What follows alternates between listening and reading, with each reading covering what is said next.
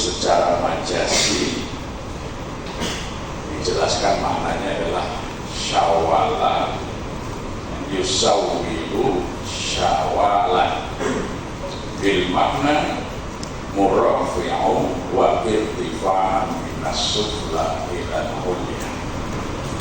Jadi syawalan itu sudah bahasa Arab ya, yang berarti murafi' meningkat, wa irtifa'an dan ditingkatkan, minas sufla ilal ulya dari derajat yang rendah kepada derajat yang tinggi. Jadi makna dari syawalan adalah peningkatan kualitas dari kualitas yang rendah kepada kualitas yang tinggi. Maka bulan Syawal itu hanya ada sesudah Ramadan. Karena Ramadan itu dari kata Romat Tarmidut, bulan penggemblengan.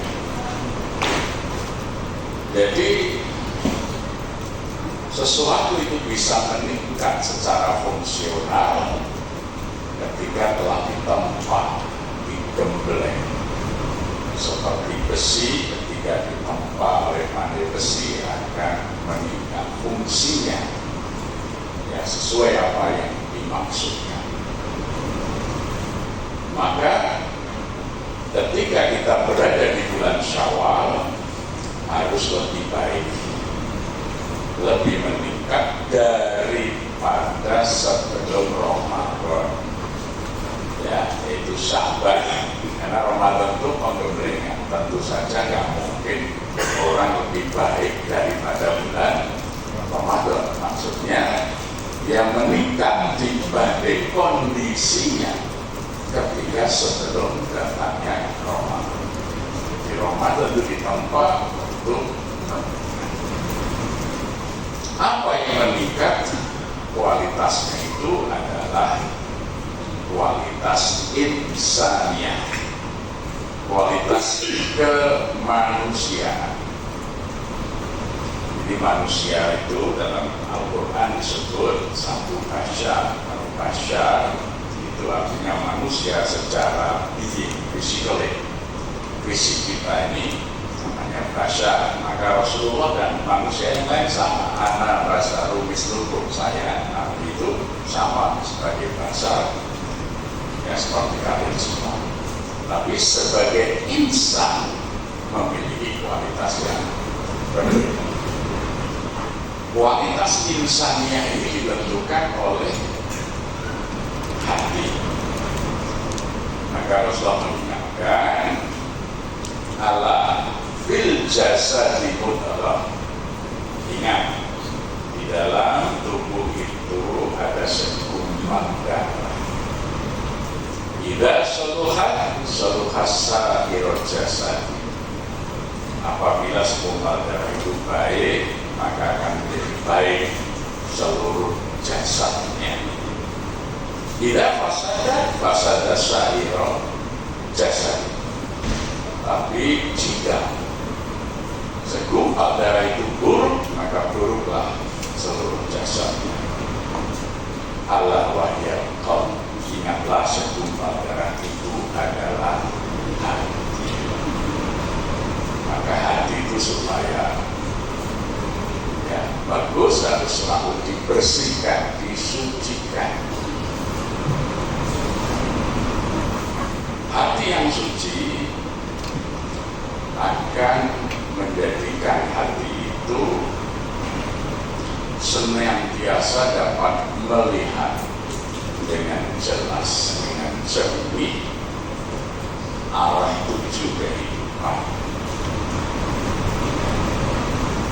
Karena hati itu kalau kita berbuat dosa, ada titik hitam nempel dosa, titik hitam sampai banyak dosa menjadi hitam hati kita, maka kita tidak bisa lagi jelas di dalam melihat hidup ini. Maka hidupnya akan penuh kegelisahan karena tidak tahu apa yang harus dilakukan, apa yang harus ditempuh.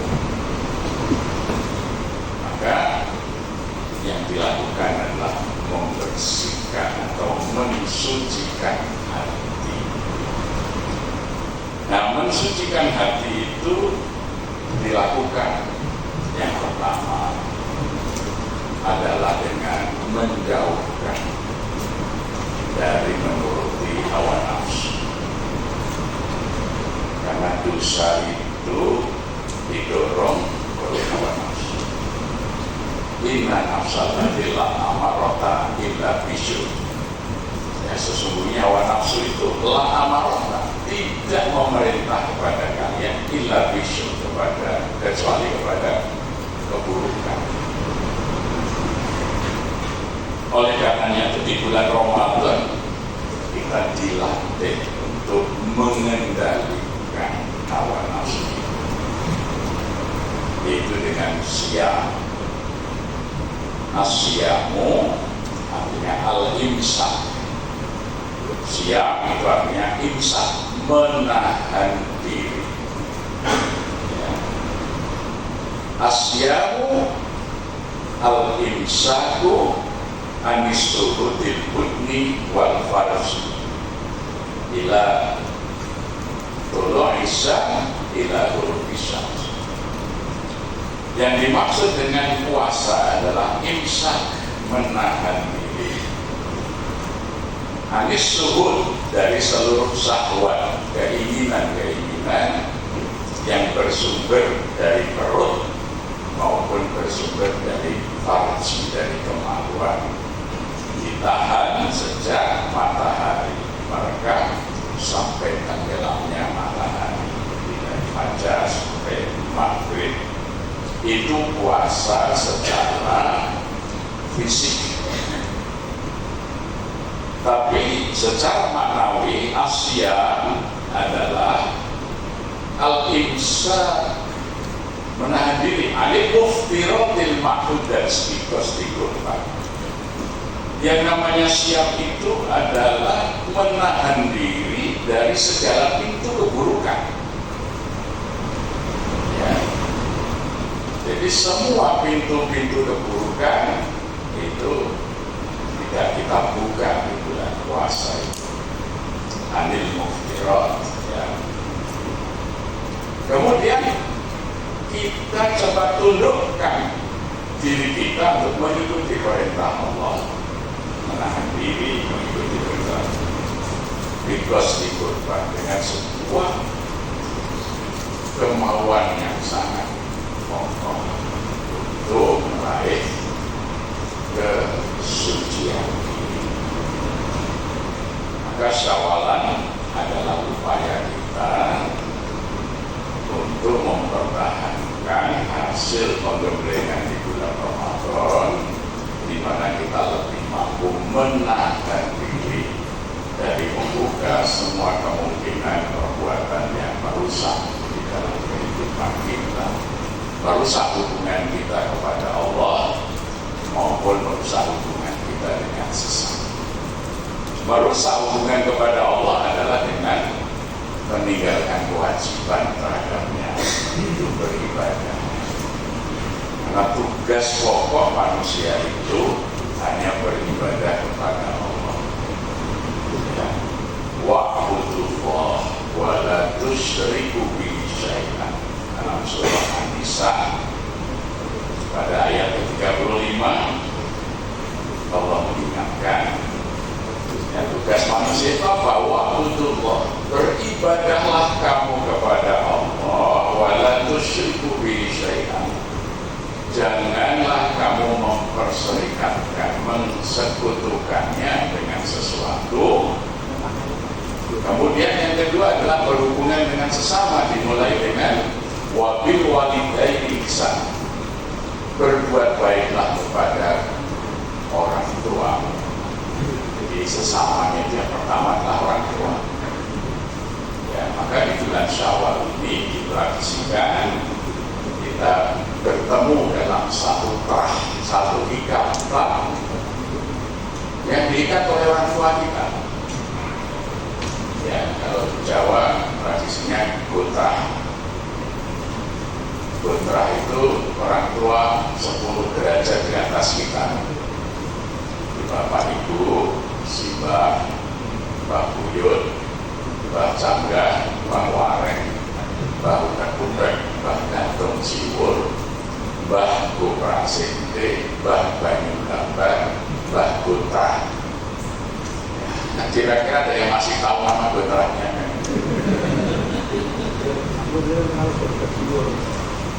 Ini ajaran dari agama itu mengenal nasab, itu sunnah.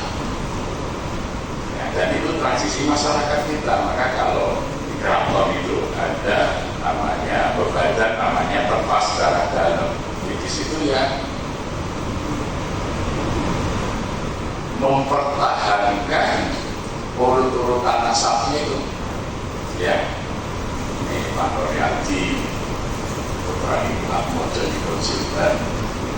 Ya, terus begitu sampai kemana, maka kita akan ketemu banyak. Ternyata ketika kita datang ke sebuah makam, bisa-bisa kita semuanya ini ada hubungan dengan keluarga. Tapi sekarang masyarakat kita sudah tidak lagi memuliakan orang tua dengan baik.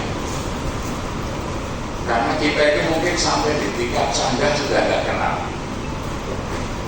Maka ketika kita mendoakan leluhur kita nggak tergambar. Mungkin yang tergambar cuma Bapak Ibu, si Mbah Buyut, Mbah Cangga, yang di pikiran kita siapa, di mana makamnya, bagaimana Mbah Wareng kita, Mbah Utek-utek kita, Mbah Gantung Siwur kita. Tidak ada dalam lintasan pikiran kita. Ya.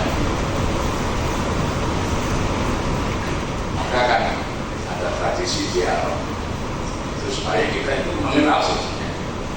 Karena sesungguhnya kepemimpinan itu hanya bisa lahir dari lingkup keluarga.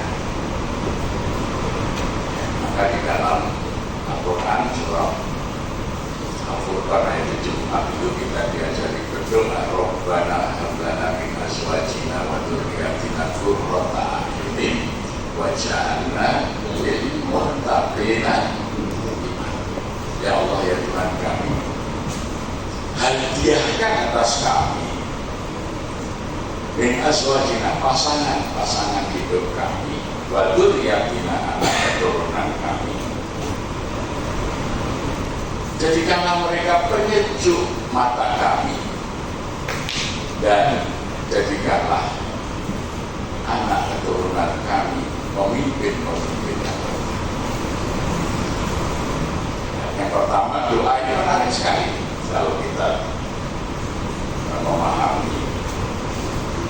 Biasanya kalau dalam bahasa Quran kita berdoa, dalam hadis kita berdoa diajarkan Allahumma, ya Allah aku mohon. Tapi dalam ayat ini habalana, habal itu artinya pemberian atau karunia yang tidak melihat kepantasan.